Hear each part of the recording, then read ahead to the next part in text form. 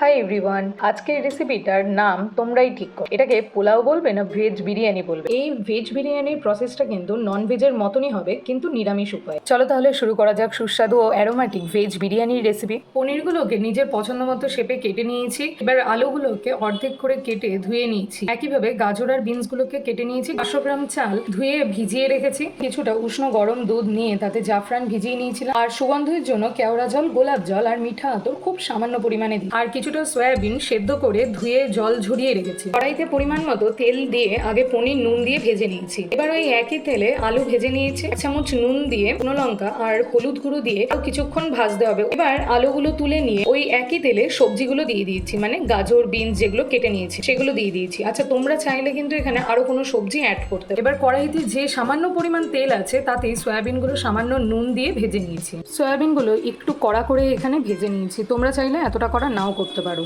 সয়াবিনগুলো ভেজে তুলে নিয়ে কড়াইতে একদম অল্প তেল দিয়ে 1 টুকরো দারচিনি, 4টে ছোট এলাচ, 4টে লবঙ্গ আর 2টো তেজপাতা ফোড়ন দিয়ে কিছুক্ষণ ভেজে নিয়েছি। 2 চামচ লঙ্কা আর আদা বাটা দিয়ে কাঁচা গন্ধটা চলে যাওয়া অবধি ভেজে নিয়েছি। আর তাতে এক এক করে 1 চামচ জিরে গুঁড়ো, 1 চামচ ধনে গুঁড়ো আর কালারের জন্য 1 চামচ কাশ্মীরি লঙ্কা গুঁড়ো আর বিরিয়ানি মশলা 2 থেকে 3 চামচ মতো দিয়ে কষিয়ে জল দিয়ে আলুগুলোকে সেদ্ধ করে নিতে হবে। আমার এখানে নুন একটু কম হয়েছিল বলে তাই কিছুটা অ্যাড করে নিয়েছি। ঝোল ফুটে উঠলে আলুটা মোটামুটি 60 to 70% মতো সেদ্ধ হয়ে গেলে একে একে ভেজে রাখা পনির, সয়াবিন আর সবজিগুলো ঝোলে দিয়ে কিছুক্ষণ ফুটিয়ে নিয়েছি। ভাতটা করে নিয়েছি। ভাতের জল যখন ফুটবে তখন কিন্তু আমি নুন বেশি করে দিয়েছি, যাতে আর পরে অ্যাড করতে না হয়। আর নুনের পরিমাণটা এমন হবে যেন জলটা নোনতা হয়ে যায়। একে একে সাজানোর পালা। প্রথমে ভাতের একটা লেয়ার দিয়ে তাতে সবজি, পনির, সয়াবিন দিয়ে তাতে আবার একটা ভাতের লেয়ার দিয়ে একদম ওপরে আলু দিয়ে একটু বিরিয়ানি মশলা আর ঘি ছড়িয়ে দিয়েছি।